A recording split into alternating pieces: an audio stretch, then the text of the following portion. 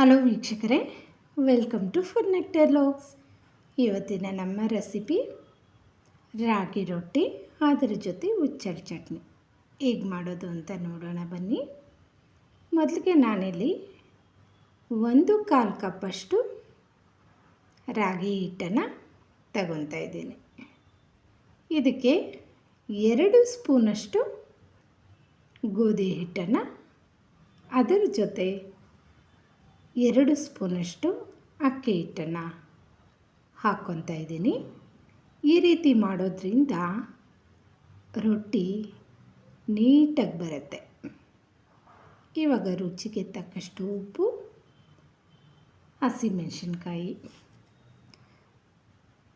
ಸ್ವಲ್ಪ ಕರಿಬೇವನ್ನು ಕಟ್ ಮಾಡಿ ಹಾಕ್ಕೊತಾ ಇದ್ದೀನಿ, ಕೊತ್ತಂಬರಿ ಸೊಪ್ಪು, ಪುದೀನ ಸೊಪ್ಪು, ಶುಂಠಿಯನ್ನು ಸಣ್ಣಗೆ ಪೀಸ್ ಮಾಡಿ ಸೇರಿಸ್ಕೊತಾ ಇದ್ದೀನಿ.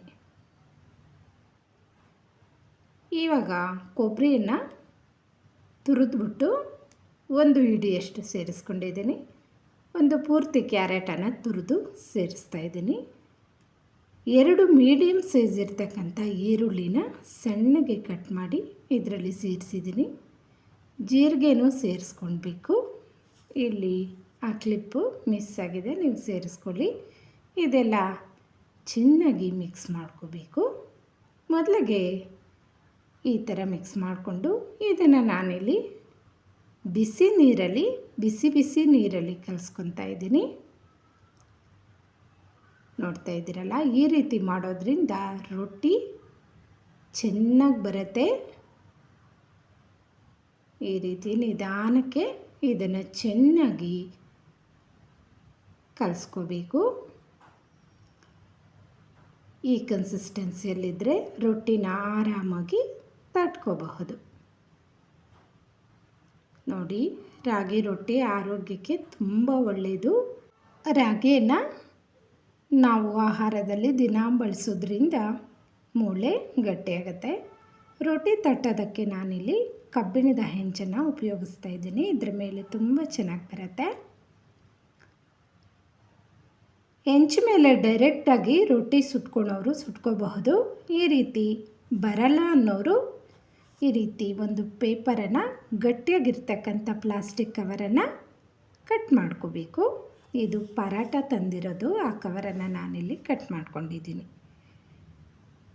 ನಮಗೆ ರೊಟ್ಟಿಗೆ ಎಷ್ಟು ಬೇಕಾಗುತ್ತೋ ಹಿಟ್ಟು ಅಷ್ಟು ತಗೊಂಡು ಇದರ ಮೇಲೆ ಆರಾಮಾಗಿ ಲಟ್ಕೋಬಹುದು. ರಾಗಿ ರೊಟ್ಟಿ ತಟ್ಟೋಕ್ಕೆ ಬರಲ್ಲ ಅನ್ನೋ ಮಾತೇ ಇಲ್ಲ. ಈ ರೀತಿ ತಟ್ಕೊಂಡ್ರೆ ತುಂಬ ಚೆನ್ನಾಗಿ ಬರುತ್ತೆ.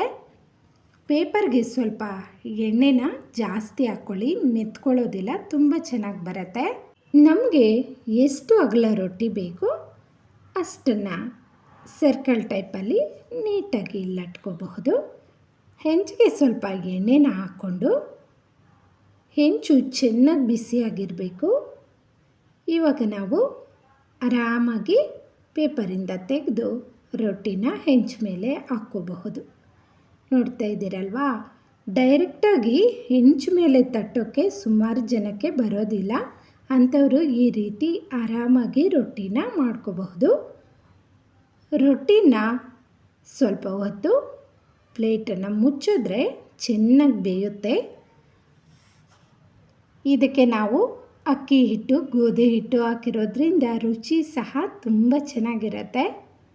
ಈ ರೀತಿ 2 ಕಡೆ ಕೆಂಬಣ್ಣ ಬರೋವರೆಗೂ ಚೆನ್ನಾಗಿ ಇದನ್ನು ಬೇಯಿಸ್ಕೊಂಡ್ರೆ ರೊಟ್ಟಿ ರೆಡಿಯಾಗುತ್ತೆ. ಇದಕ್ಕೆ ನಾವಿವಾಗ ಹುಚ್ಚಳ ಚಟ್ನಿನ ರೆಡಿ ಮಾಡ್ಕೊಳ್ಳೋಣ. ಮೊದಲಿಂದನೂ ರಾಗಿ ರೊಟ್ಟಿಗೆ ಕಾಂಬಿನೇಷನ್ನು ಹುಚ್ಚಳ ಚಟ್ನಿ ಅಲ್ವಾ. ಒಂದು ಚಿಕ್ಕ ಬಟ್ಲಷ್ಟು ಹುಚ್ಚಳನ್ನು ತಗೊಂಡು ಕ್ಲೀನ್ ಮಾಡಿಕೊಂಡು ಆ ಚಿಟಪಟ ಅನ್ನೋವರೆಗೂ ಚೆನ್ನಾಗಿ ಫ್ರೈ ಮಾಡ್ಕೋಬೇಕು. ನಂತರ ಇದಕ್ಕೆ ಒಣಮೆಣಸಿನ್ಕಾಯಿ, ಅದ್ರ ಜೊತೆ 2 ಹಸಿಮೆಣಸಿನ್ಕಾಯಿ, ಒಂದು 5-6 ಬೆಳ್ಳುಳ್ಳಿ ಎಸಳು, ಅದರ ಜೊತೆ ಕರಿಬೇವಿನ ಸೊಪ್ಪು, ಇದೆಲ್ಲ ಚೆನ್ನಾಗಿ ಫ್ರೈ ಮಾಡ್ಕೋಬೇಕು. ಸ್ಟವನ್ನು ಆಫ್ ಮಾಡ್ಕೊಂಡ ನಂತರ ಹುಣಸೆಹಣ್ಣು ಹಾಕ್ಕೋಬೇಕು. ಬಿಸಿ ಇರುವಾಗ ಹುಣಸೆಹಣ್ಣು ಹಾಕ್ಕೊಂಡ್ರೆ ಹುಣಸೆಹಣ್ಣು ಸ್ವಲ್ಪ ಮೆತ್ತಗಾಗುತ್ತೆ. ಮಿಕ್ಸಿಯಲ್ಲಿ ಚೆನ್ನಾಗಿ ಇದನ್ನು ಹಾರ್ಕೋಬಹುದು. ಇದೆಲ್ಲ ತಣ್ಣಗಾದ ನಂತರ ಇವಾಗ ನಾವು ಒಂದು ಜಾರನ್ನು ತಗೊಂಡು ಈ ಹುರ್ಕೊಂಡಿರ್ತಕ್ಕಂಥ ಹುಚ್ಚೆಳ್ಳು, ಬೆಳ್ಳುಳ್ಳಿ ಇವೆಲ್ಲ ಸೇರಿಸ್ಕೊಂಡು ಅದರ ಜೊತೆ ಸ್ವಲ್ಪ ಈರುಳ್ಳಿನ ಸೇರಿಸ್ಕೊತಾ ಇದ್ದೀನಿ.